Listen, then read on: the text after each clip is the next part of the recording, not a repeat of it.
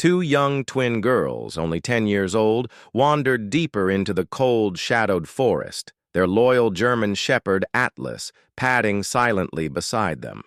Rain from the early morning mist had left the ground slick, and their sneakers squelched in the damp leaves as they searched for shelter from the storm rolling in.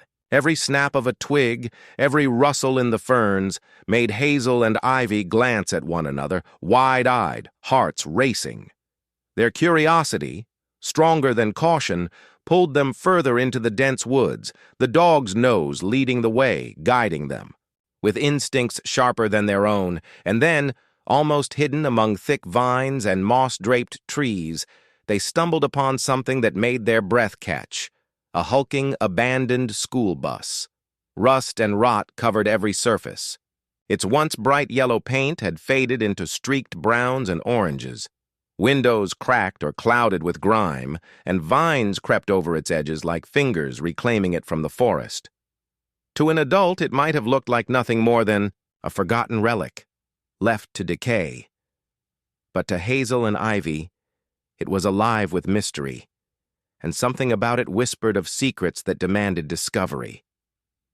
"Wow," Hazel breathed, a shiver of excitement running down her spine. Ivy clutched her sister's arm, hesitant. "It's creepy. Maybe we should go back." But then Ivy's attention snapped to one of the windows. Smudged across the glass was a faint handprint, and beneath it, scrawled in dirt or soot, were two trembling words, "Help inside." The forest seemed to pause around them. Birds fell silent, the breeze stilled, and even Atlas stiffened, ears pricked, hackles rising. A faint metallic clang echoed from inside the bus, irregular and weak, a desperate sound that spoke of someone trapped. Atlas barked sharply, loud, and furious, the sound scattering birds from the treetops and vibrating through the twins' chests. Hazel's heart pounded. There really was someone inside. Atlas circled the rusted door, teeth bared, body taut, his protective instincts fully ignited. Hazel and Ivy could only watch, frozen, as the dog lunged again, shaking the door with his strength. The faint clangs continued, weak but persistent, echoing through the towering redwoods. Shadows fell across the bus like dark fingers. The weight of mystery pressing down on the girls, urging both fear and curiosity. Hazel gripped Ivy's hand tightly, knuckles pale as they crept closer. The bus loomed larger with every step, no longer just a relic of decay, but a cage of desperation, holding someone who needed them. Atlas barked one last thunderous warning, pressing his body against the corroded door, and then silence settled for a breathless moment. The words on the window, "Help inside," seemed heavier than air, glowing in the dim forest light. Ivy's voice trembled. We should go back." But Hazel's curiosity outweighed her fear. "We can't," she whispered, dragging Ivy along through the wet leaves, the sound squelching beneath their sneakers. The twins crept toward the nearest window, hearts hammering like drums. A shadow moved inside, unmistakably human, shifting slowly. Then, pressed against the grimy glass, a pale hand appeared, trembling and lined with veins. Both girls gasped. The figure leaned closer, revealing his face to the dim forest light filtering through the trees. He was a man in his early 50s, gaunt, weathered, and worn by years of hardship. His hair, once thick, was mostly gray, dark patches clinging stubbornly at the edges. His face was etched with deep lines of fatigue, and a patchy beard covered his jaw, streaked with silver. His clear, watery blue eyes held a haunted look, as though he had stared too long into memories no one else could bear. The man's clothing was tattered, a faded plaid shirt torn at the shoulder, workman's jeans stained with mud.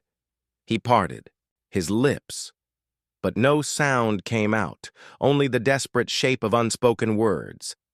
Then he lifted a hand pointing downward toward his leg, miming the motion of knocking.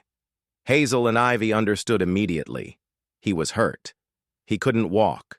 He needed help.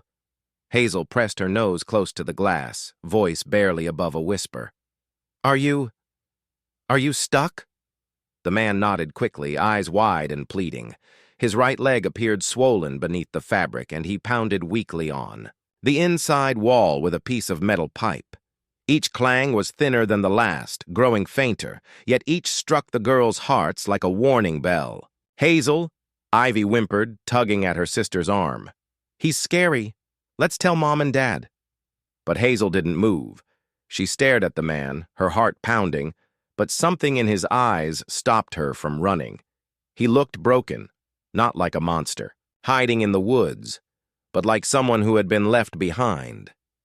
At last he leaned his forehead against the grimy glass and forced out a whisper that barely carried through the cracks. Please help! Atlas's barking slowed to a low growl, his body still tense but no longer snapping. The dog seemed to sense something the girls could not fully name, that this stranger was weak, not dangerous. Hazel swallowed hard. What's your name? The man hesitated, then mouthed the words with effort. Samuel Carter. Inside the bus, Samuel slumped, back against a broken bench, panting. His injured leg throbbed with every tiny movement, and hunger gnawed at him. 4 days he had survived on rainwater collected in rusted cans, his strength dwindling. He had never wanted anyone to find him here.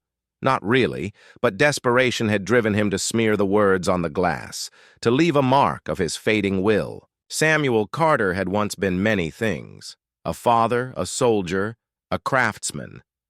Now, in the solitude of this decaying vehicle, he was only a ghost of those identities.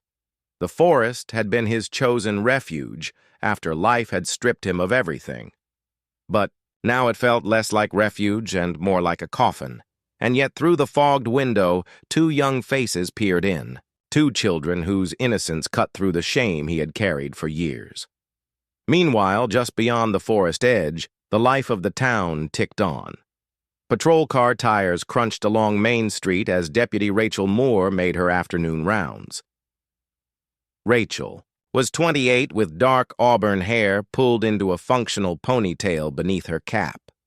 Her uniform fit neatly, though she carried herself with a stiffness that came not from pride, but from the discipline drilled into her by both training and personal history.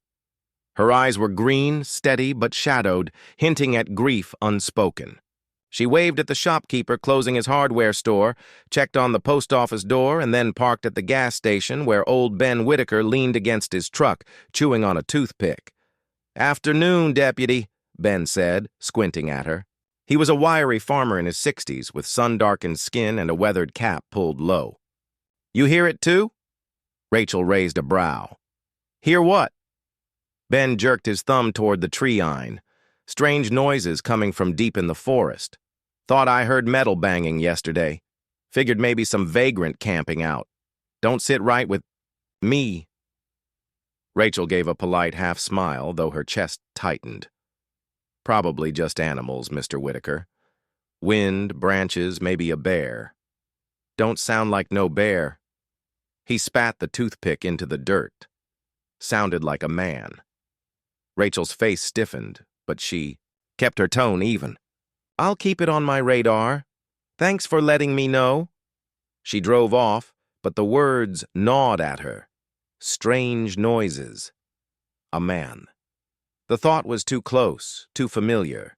She pictured her father, Sergeant David Moore, sitting alone in their living room years ago, his uniform folded neatly on the chair, his face hollowed out by memories he never shared. She remembered the morning she found him, silent forever.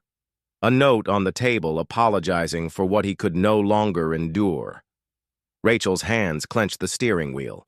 She shook her head quickly, forcing herself to focus on the present. She could not let ghosts from her past dictate her patrol. Still, she made a mental note to swing by the forest edge later that week.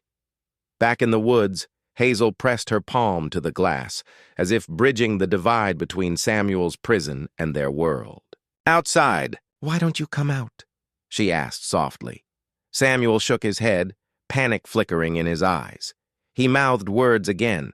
"They'll take me away." Then he gestured vaguely toward his temple, the universal sign for madness. Hazel frowned. "You're not crazy." But Ivy's grip on her sister's arm tightened. "Hazel, we can't stay.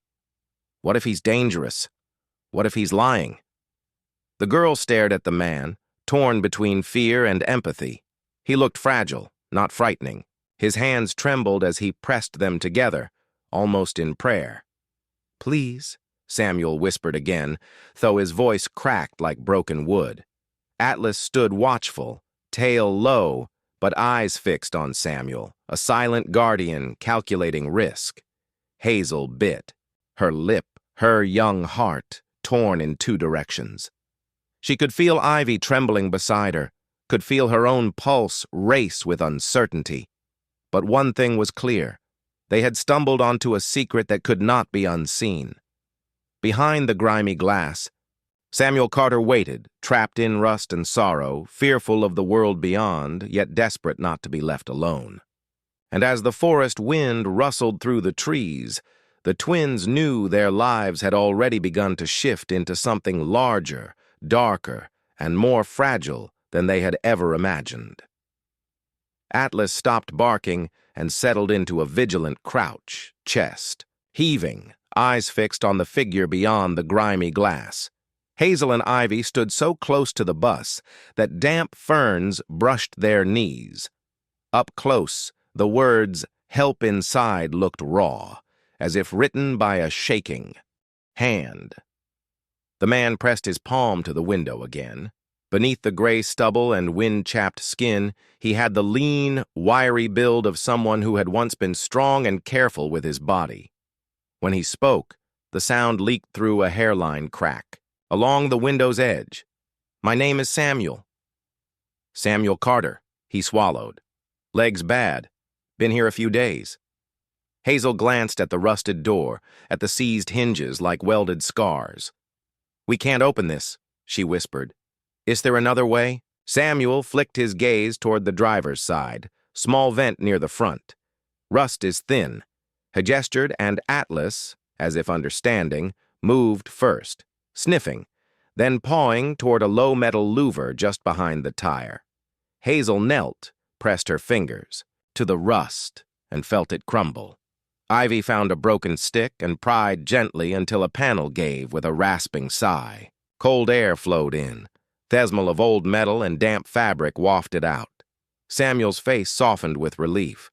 He scooted, dragging his bad leg with a grimace, and set an empty canteen to the opening. Ivy filled it from the girl's small bottle. He drank, in careful swallows, gratitude flickering in his blue eyes. "Thank you," he said, the words steadying. "Didn't want to scare you." "You didn't," Hazel lied. Hemorrhaged a corner smile at that thin, crooked human. "I used to be a carpenter," he said. "And before that army, long time ago now, he dragged in a breath. After I came home, the noise in my head didn't got jumpy, couldn't sleep, his knuckles whitened where they gripped the canteen, lost a job. Then, too, I wasn't easy to live with my wife. Claire, she tried. She really did." He shook his head, shame crossing his face like a cloud over water. "We divorced 5 years ago." Ivy's voice was a soft ribbon. Do you have kids?" Samuel stared past them somewhere the trees could not go. "A daughter, Mary Ann, 26 now, lives in Chicago." He fumbled at the pocket of his shirt and dragged out a sun-faded photo, sliding it through the vent. In the picture, a bright-eyed girl of 8 hugged a lopsided birdhouse. Paint on her hands, a gap to grin proclaiming triumph, a man. Samuel, younger, shoulders. Squared, knelt beside her, sawdust in his hair.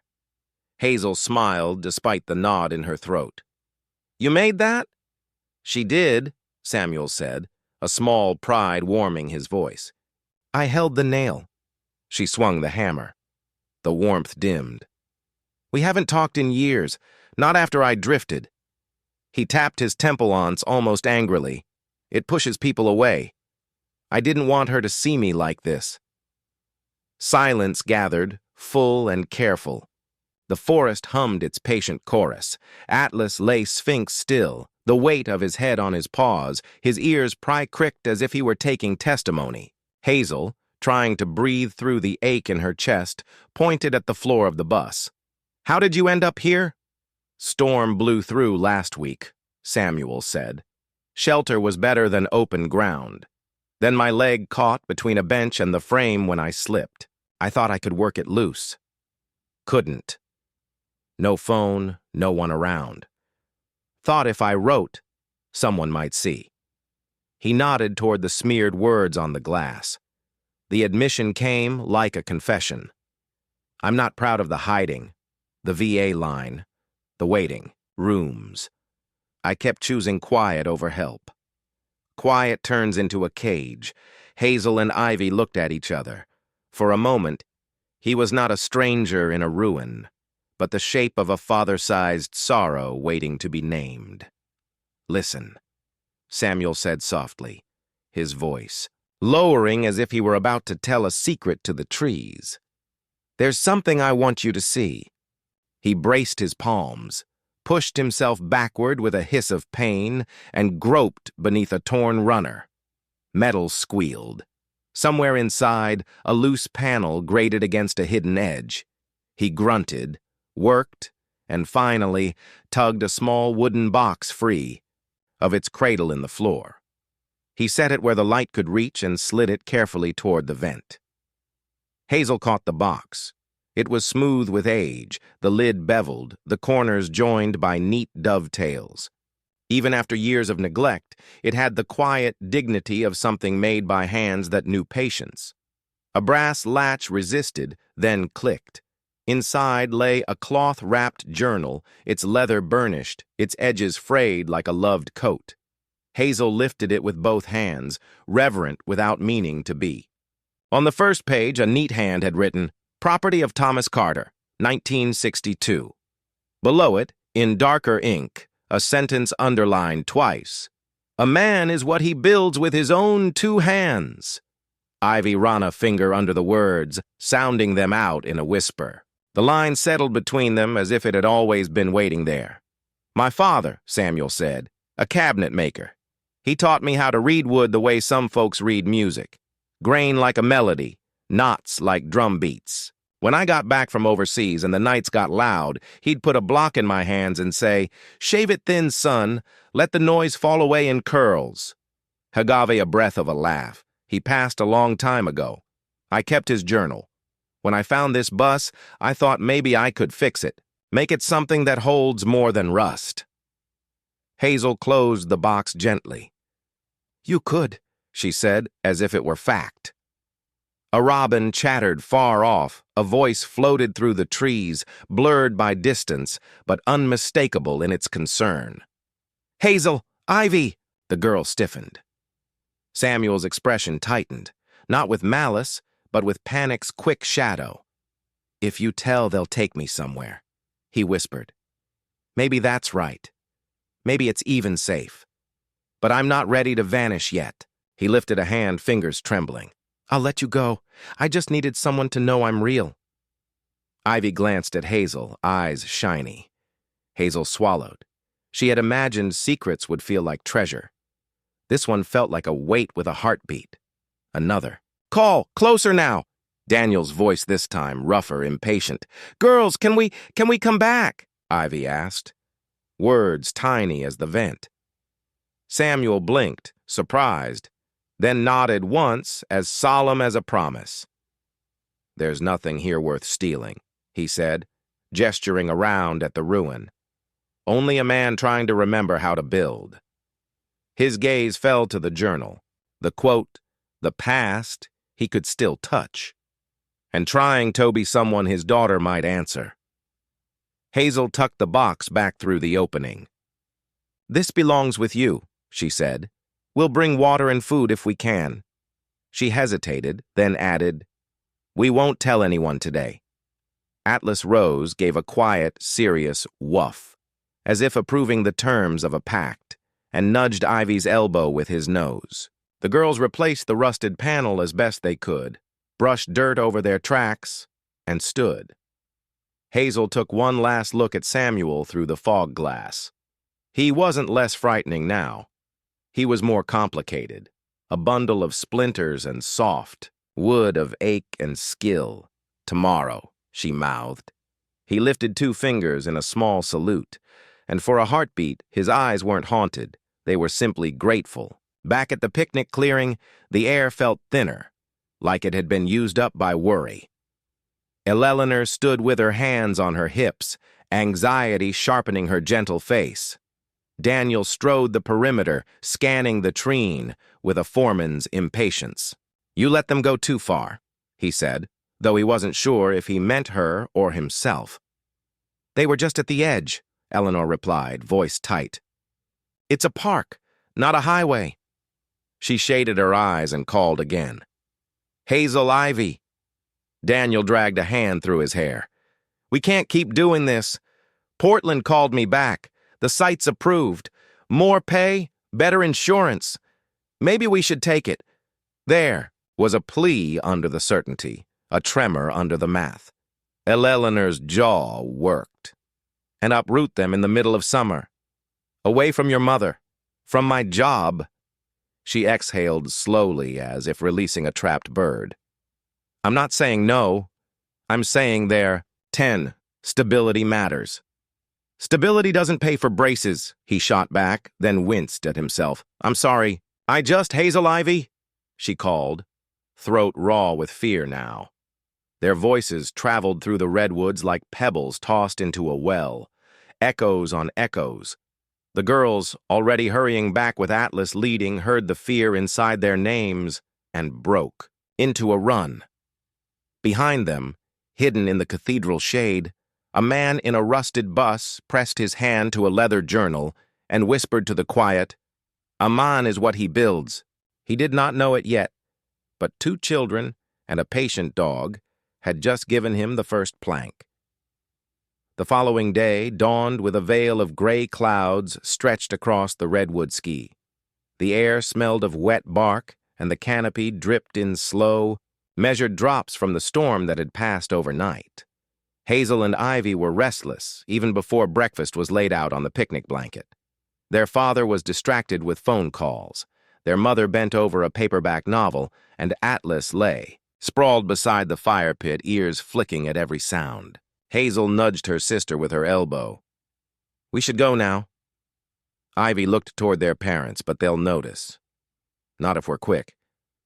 Hazel held up a small bundle she had wrapped in a napkin.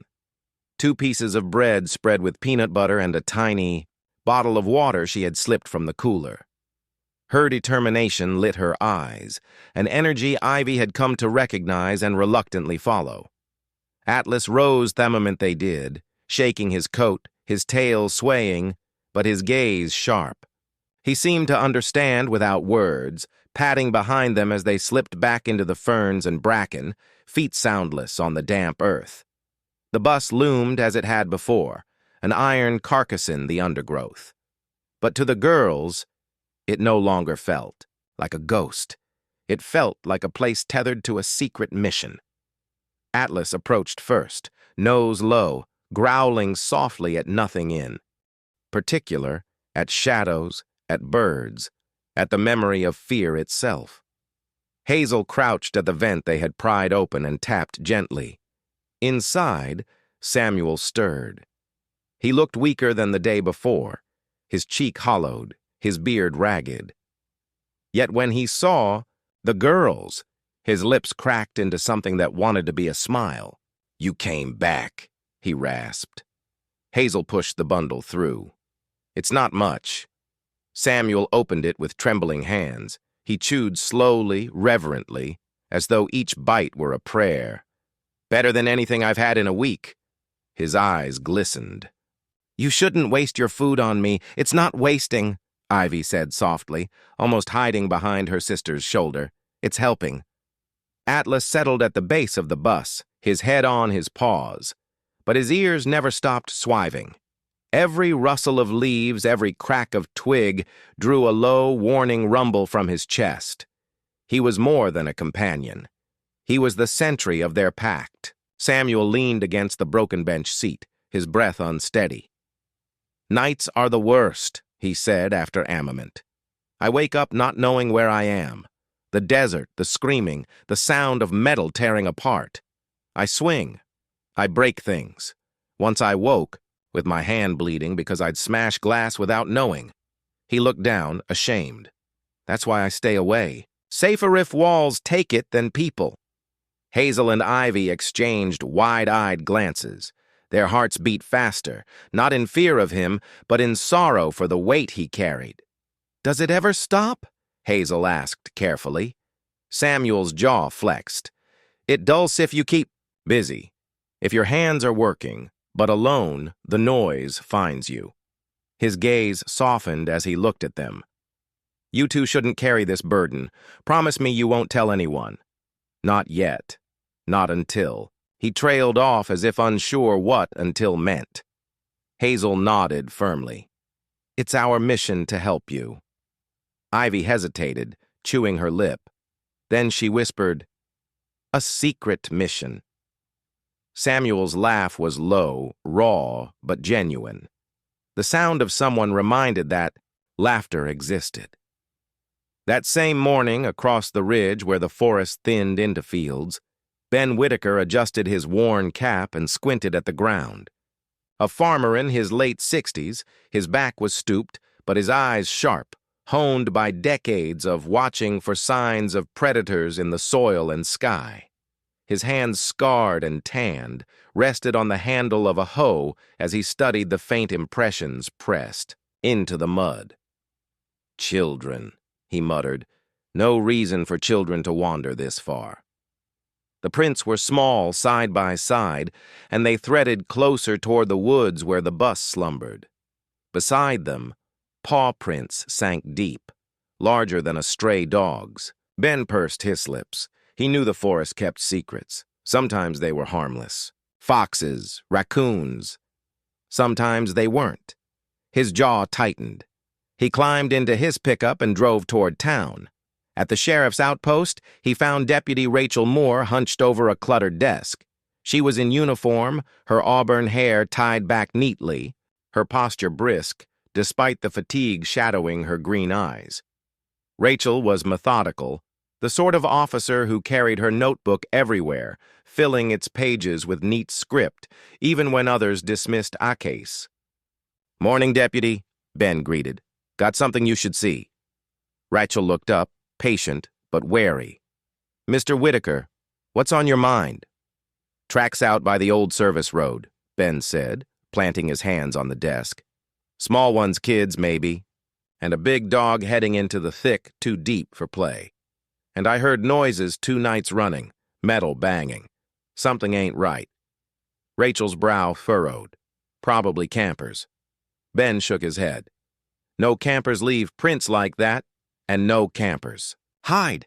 His voice dropped. "Might be someone living out there, someone the kids shouldn't stumble across."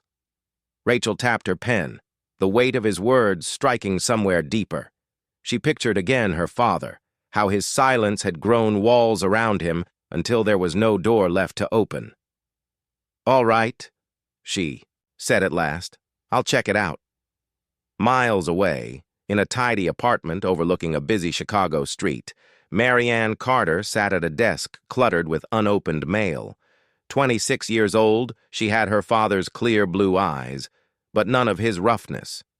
Her dark hair was straightened neatly, her clothes professional, scrubs from her nursing shift still clinging to her shoulders. Her hands, though young, bore the faint calluses of work and long hours. She sorted through bills, postcards, and a cream-colored envelope stamped with the seal of the Veterans Affairs Office. Her fingers paused, hovering, her stomach clenched. She knew what it was. Another notice, another letter about claims, benefits, or forms, connected to the man she had spent years trying not to think about. For a long moment, she considered opening it. Then, with a swift motion, she shoved it into the bottom drawer of her desk and slammed it shut. She pressed her palms to her face, exhaling hard. "Not today," she murmured. The ghosts of childhood birdhouses and sawdust-dusted afternoons pressed at the edges of her mind, but she forced them back, burying them under work and the noise of the city. Outside, traffic horns blared. Inside, the letter waited, unread like a door never opened. Back in the forest, Hazel and Ivy rose from their crouch, brushing dirt from their knees. Samuel's voice lingered in their ears, a mix of pain and gratitude. Atlas circled them once before nudging Hazel's hand, urging them toward the clearing, where their parents would soon expect them. The girls carried more than empty bottles and a crumpled napkin. Now they carried a secret that pulsed with urgency, with hope, and with danger. The secret of a broken man whose survival had become their mission, and somewhere beyond the trees, other eyes had begun to notice. The redwood forest shimmered with afternoon light, each beam filtering through the branches like golden silk. The air smelled of pine and damp earth, and the hum of cicadas floated lazily in the warmth. Hazel and Ivy sat side by side on the picnic blanket, pretending to nibble their sandwiches while their eyes kept sliding toward the treeine. Atlas lay nearby, his head on his paws, though his ears twitched at every sound. A watchdog, ready for command. Hazel leaned closer to Ivy, speaking low. "We'll tell them we're going to gather pine cones." Ivy glanced nervously toward their mother, who was reading, and their father, who scrolled distractedly through his phone. "That's still lying." "It's not bad lying," Hazel whispered, conviction flashing in her hazel eyes. "It's helping." Evie's lips pressed together. She hated dishonesty, but the memory of Samuel's tired smile and the way his voice cracked when he said, "Thank you," made her nod. Together they stood, brushed crumbs from their laps, and called out cheerfully, "We're going to look for pine cones with Atlas." Eleanor looked up briefly, half smiling. "Stay where we can hear you." "We will," Hazel answered, already tugging Ivy's hand. Daniel frowned but didn't argue. His phone buzzed again, demanding his attention. The girls disappeared among the ferns, with Atlas at their heels. The bus stood silent as always, half swallowed by the forest, but now it felt strangely like an extension of their world. Hazel and Ivy knelt by the vent, tapping the metal softly. Samuel appeared almost immediately, dragging himself close, his eyes brighter with recognition. "You came back," he murmured, voice rough from disuse. "We brought crackers," Ivy whispered, holding out the packet through the opening. Atlas sat beside them, ears prick-cricked, a low rumble vibrating in his chest, though no threat was visible. Samuel accepted the food, chewing slowly. His face softened. "You're too kind," he said. "You shouldn't be, but I'm glad you are." Hazel grinned. "It's our mission." For a time, they shared stories.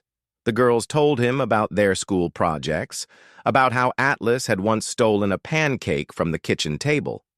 Samuel laughed, a rusty sound, hesitant, but real. Yet his laughter ended in a sigh. Sometimes he confessed, "I dream I'm still there, back in the desert. It's loud, too loud. My body fights shadows. I wake to broken glass, to bruises I don't remember making. That's why I hide. The night makes me dangerous even to myself." The twins exchanged uneasy glances, their hands folding together tightly. Hazel asked softly, "But it's not dangerous now, right?" Samuel shook his head, sadness clouding his face. "Not while you're here." Atlas wed, nuzzling the vent with his nose, as though reminding them he was guarding every breath. That evening, as the family walked back from a short hike, Atlas suddenly pulled hard in his leash, jerking Hazel's arm toward the deeper woods. The dog barked once sharply toward the hidden path that led to the bus. Daniel turned his head. "What's he doing?" Hazel's heart pounded. "Oh, he smelled a squirrel," she blurted, yanking Atlas back with both hands. Ivy added quickly, "He loves chasing them." Atlas barked again, straining, but Hazel tugged until he relented. Daniel frowned, suspicion narrowing his eyes, but Eleanor distracted him with a question about dinner. The girls exhaled in relief. Their lie had worked for now, but the weight of it settled in Ivy's chest.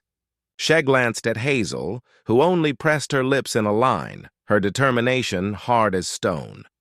Night fell heavy on the forest. The wind crept through the trees, whispering like unseen ghosts. Hazel and Ivy returned once more with Atlas, slipping away, while their parents bickered quietly near the fire. The glow of lantern light softened their mother's face, but her voice trembled with fatigue. "You can't keep ignoring us, Daniel," Eleanor said. "Every free moment, it's work, calls, numbers. The girls deserve more." Daniel's reply was sharp, his frustration spilling. "I'm doing this for them, for you. You think it's easy to keep a roof over our heads?" Portland offered stability. "You don't see the pressure I'm under." Eleanor folded her arms, the lines of worry deepening. "I see it. I just wish you'd remember. We're not numbers. We're your family." The girls slipped away unnoticed, carrying their secret through the trees. Inside the bus, the air was heavier than before. Samuel lay slumped against the seat, sweat glistening on his forehead, his chest heaved in ragged bursts. Atlas stiffened, barking once. Then it came, a guttural shout as Samuel thrashed, fists pounding the metal walls. Bang! Bang! Bang! The sound echoed like thunder across the woods. His eyes were open but unseeing, trapped in a nightmare. He shouted names, words broken into sobs, striking again and again, until his knuckles bled against the corroded surface. Hazel screamed, "Stop, please!" But Samuel didn't hear. His body convulsed, rage and terror spilling through him. Ivy, trembling, crawled through the vent halfway, reaching with her small arms. "Samuel, it's us!" Her voice cracked. Hazel and Ivy. For a heartbeat, nothing changed. Then Hazel followed, pressing her arms inside, gripping his trembling wrist. Together, the twins held him with all their fragile strength.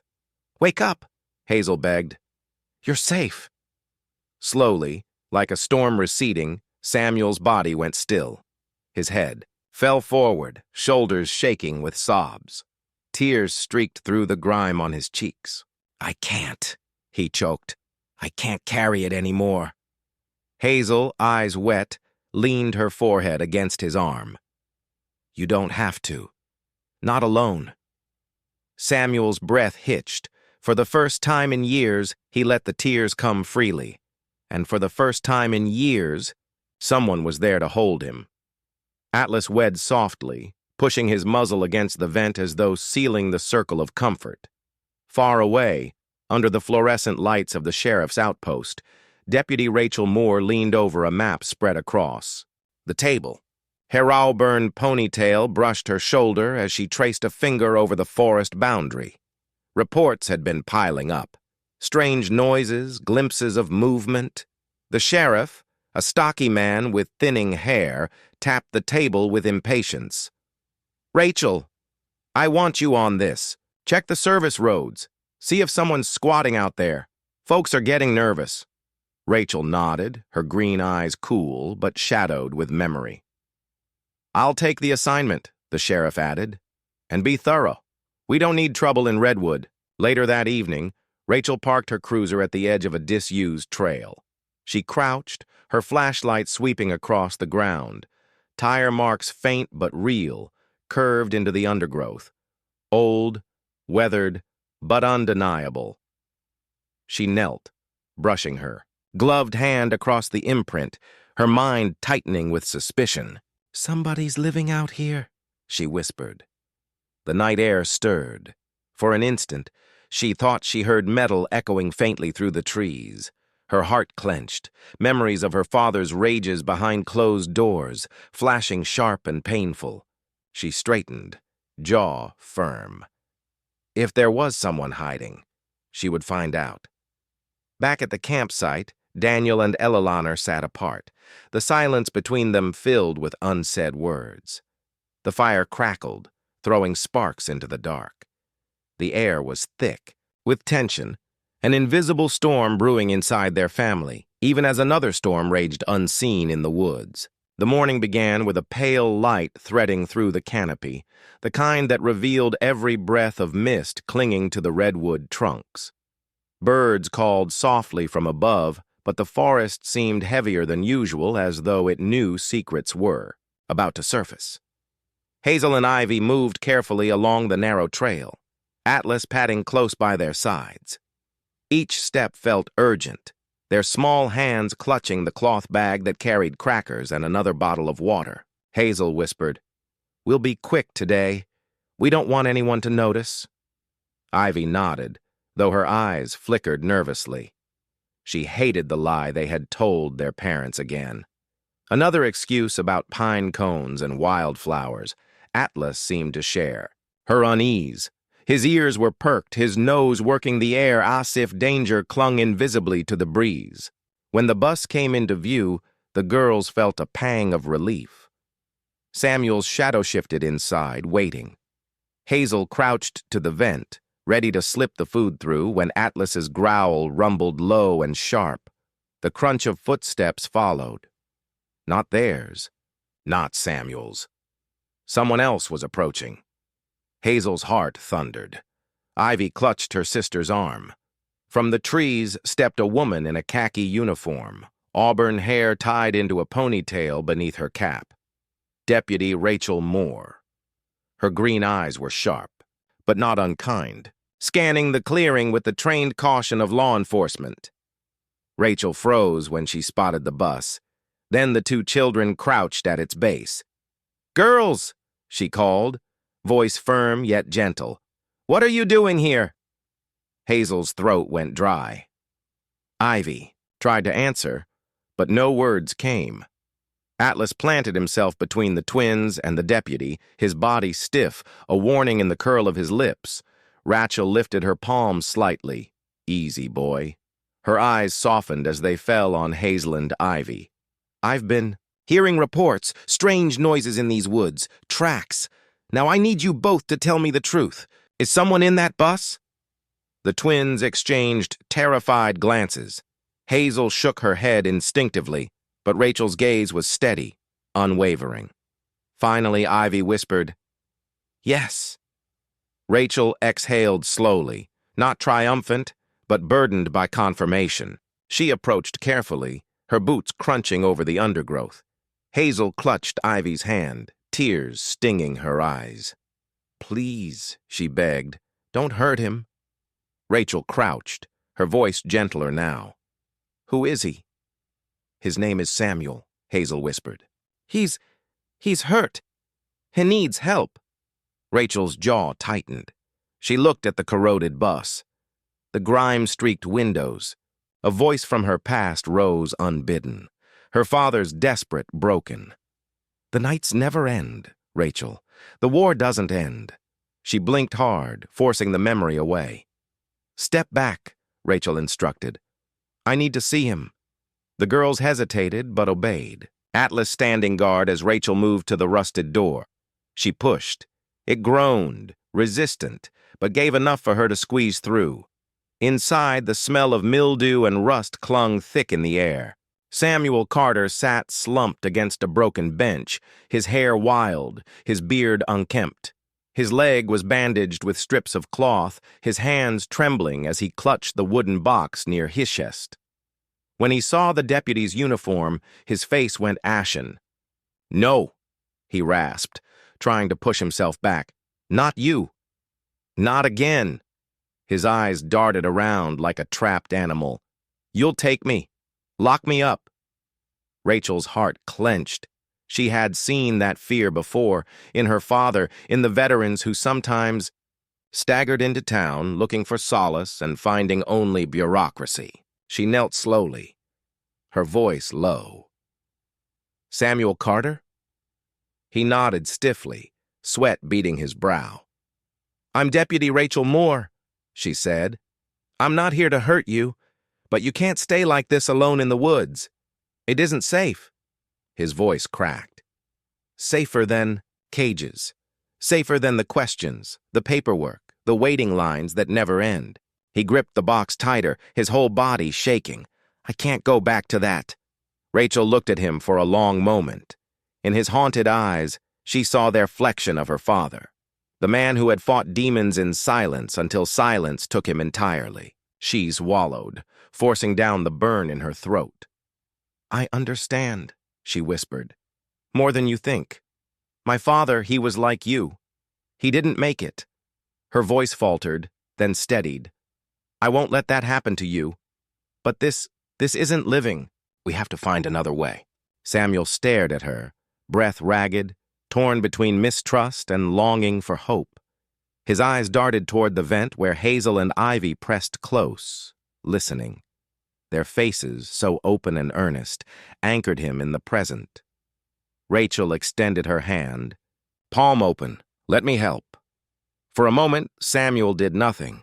Then his shoulders slumped, a broken sob slipping past his defenses.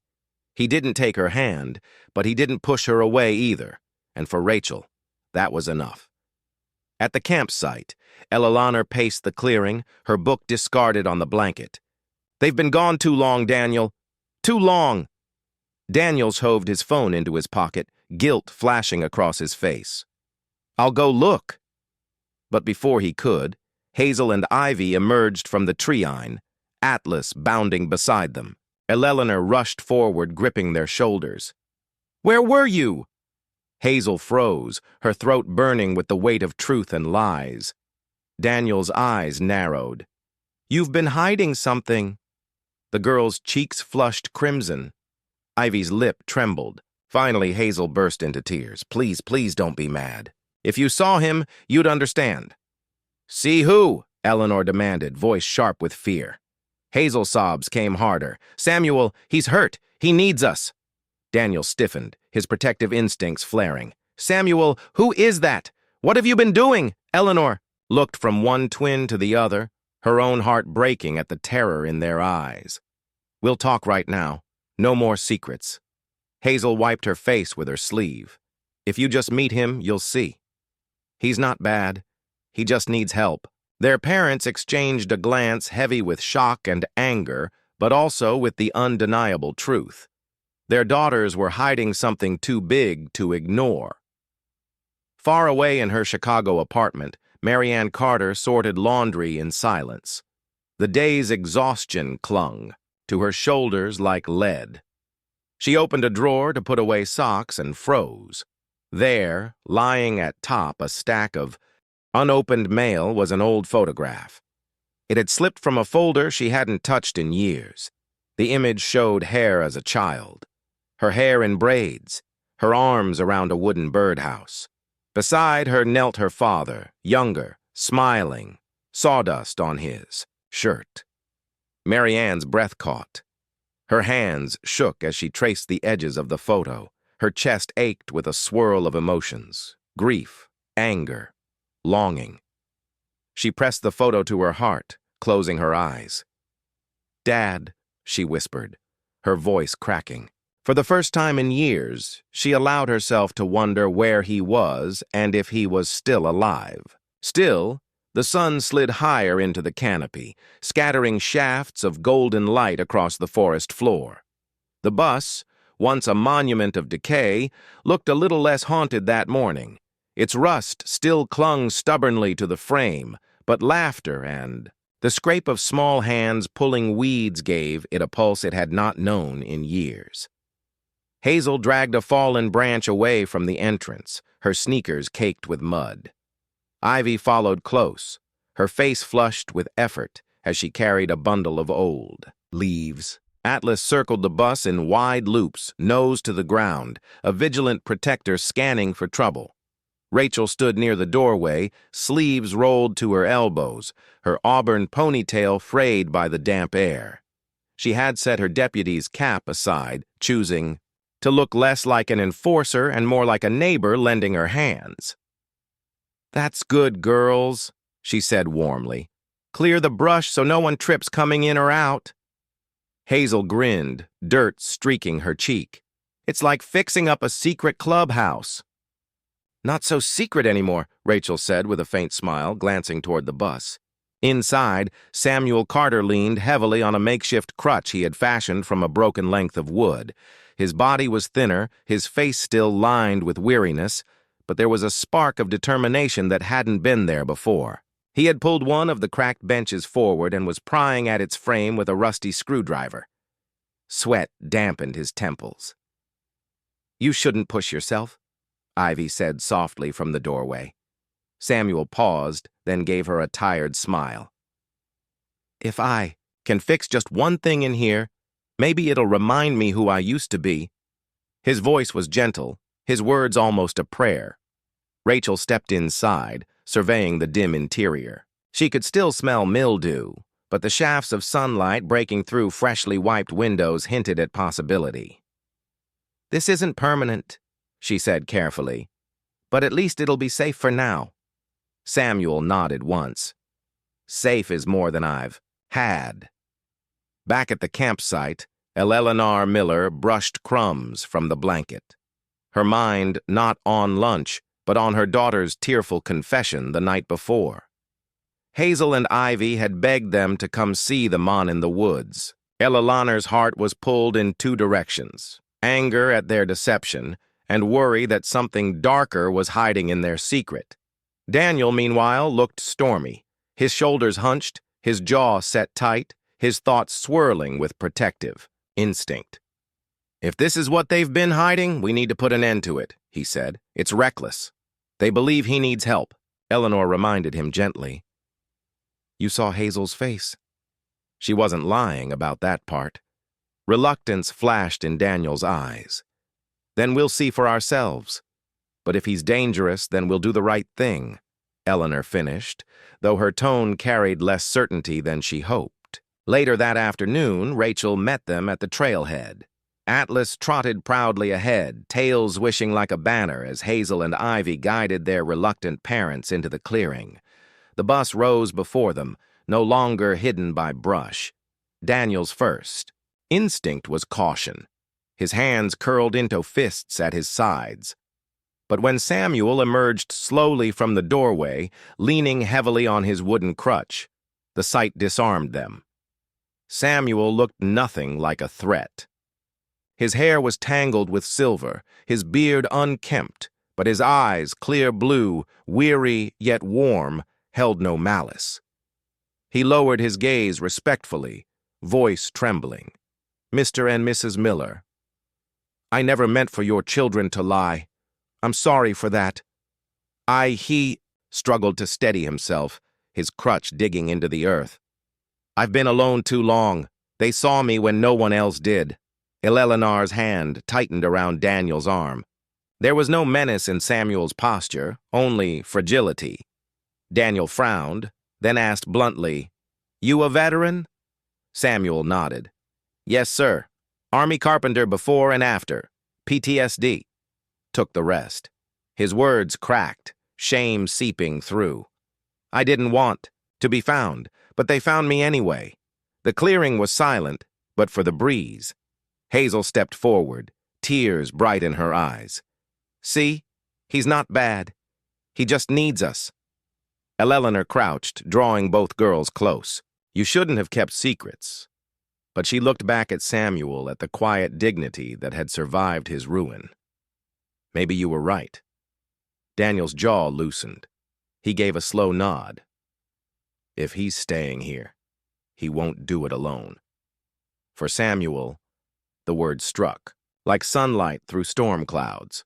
His knees nearly buckled, but pride held him upright. "Thank you," he whispered. That evening, Rachel stood outside the bus, phone pressed to her ear.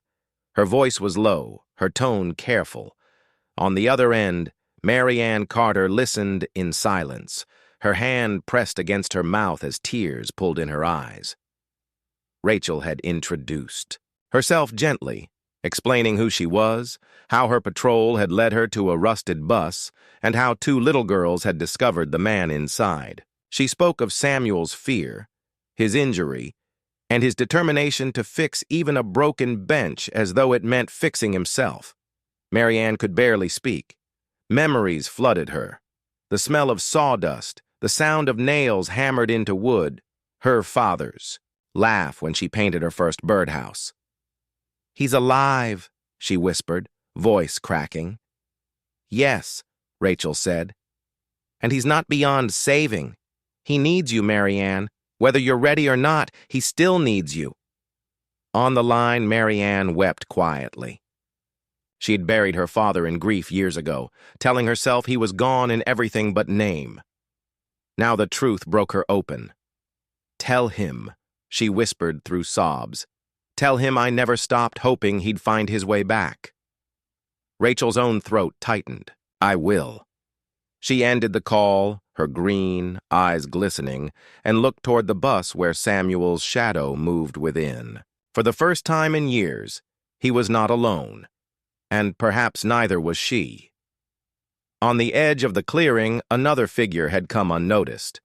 Ben Whitaker, in his weathered cap and patched overalls, stood with arms folded, his jaw tight.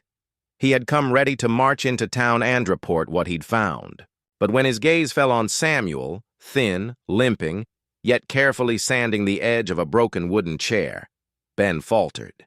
The chair was nothing special, splintered, its leg cracked. But Samuel's hands, steady despite their tremor, worked as if coaxing life back into it. High's expression was tender, reverent, as though he were repairing something sacred. Ben's chest ached. He remembered his own father, a farmer who had whittled chairs by lamplight during long winters. The smell of cedar, the rhythm of sandpaper, the quiet devotion of a man who believed that fixing even a small thing mattered. Ben lowered his arms. The suspicion in his eyes softened into something else. Understanding, without a word, he turned away, climbing back into his truck. He would not report Samuel. Some secrets deserved to heal before the world judged them. The evening sun slanted through the branches of Redwood's forest, gilding the clearing with copper light. The old bus, once a hollow husk of rust and dust, now bore the marks of life, swept floors, scrubbed windows, and even a patch curtain fluttering softly in the breeze. It looked less like an abandoned relic and more like a place someone could call home. Rachel stood near the trailhead, her hands tightening on the steering wheel of her cruiser. Through the windshield, she watched as a slim woman stepped out of the arriving taxi. Marianne Carter. She looked younger than her father's years, suggested she would be a woman in her early 30s, with dark hair tied back neatly, a fitted gray blazer clashing against the wilderness around her. Her eyes, blue like Samuel's, carried both strength and fatigue, as though life had trained her to build walls no one could easily breach. Yet those walls cracked the moment she saw the bus standing in the clearing. Rachel walked forward, her boots crunching on pine needles. "You made it," she said gently. Marianne nodded, clutching her purse to her chest. "I almost didn't, but I had to know." Her voice was tight, wavering between defiance and fear. Thebus' door creaked open. Samuel appeared in the frame, leaning on, his wooden crutch, his hair catching the last light of the sun. For a moment, neither spoke. Father and daughter stood locked across the distance of years, estranged not just by miles, but by silence, shame, and unspoken grief. "Marianne," Samuel breathed, his voice raw. Her lips trembled, but she didn't move. "I thought you were gone forever," she whispered. "I mourned you like the dead." He stepped forward, the crutch sinking slightly in the dirt. "I was lost, not gone. And in being lost, I hurt you most of all." His voice cracked. "I don't deserve this chance, but I'll say it anyway. I'm sorry." Tears welled in Marianne's eyes, spilling freely now. She crossed the clearing with sudden urgency, closing the chasm of time between them. When she reached him, her arms wrapped around his fragile frame, and the weight of years dissolved in that embrace. "I don't want to lose you again," she sobbed against his shoulder. Samuel held her tightly, his crutch slipping to the ground. His body trembled, not with weakness this time, but with the sheer force of relief. Atlas pressed close beside them, tail wagging gently, as though the faithful shepherd had appointed himself witness to this reunion. His dark saber gold coat brushed against their legs, grounding them in the present moment. Inside the bus, the Millers had been busy. A long wooden plank served as a makeshift table, spread with a patchwork of offerings. Fresh bread Eleanor had baked that morning, jars of pickled vegetables. Ben Whitaker had quietly left at the edge of the clearing, and a stew Daniel had prepared, fragrant with herbs and venison. The old seats of the bouchard had been turned inward, forming a circle where family and friends could gather. Hazel and Ivy scampered about, arranging cups and plates. Their laughter rang like bells against the steel walls. "It's perfect," Ivy whispered to her sister. "Like a secret castle." Hazel leaned close, lowering her voice even further. "We found a home for him, didn't we?" Ivy nodded solemnly, her small hands clutching the edge of the makeshift table. "Yes, we really did." Their parents standing nearby overheard the words. Eleanor's throat tightened as she glanced at Daniel. In the twins' wide-eyed compassion, she saw something adults often forgot. That kindness could be enough to mend what logic declared broken. Daniel exhaled slowly, his stern expression softening. Sometimes he murmured, "Children see the truth before we do." As twilight deepened, everyone gathered inside the bus. The fire from Allantern painted their faces with warm light. Rachel sat quietly in the corner, watching Samuel with his daughter.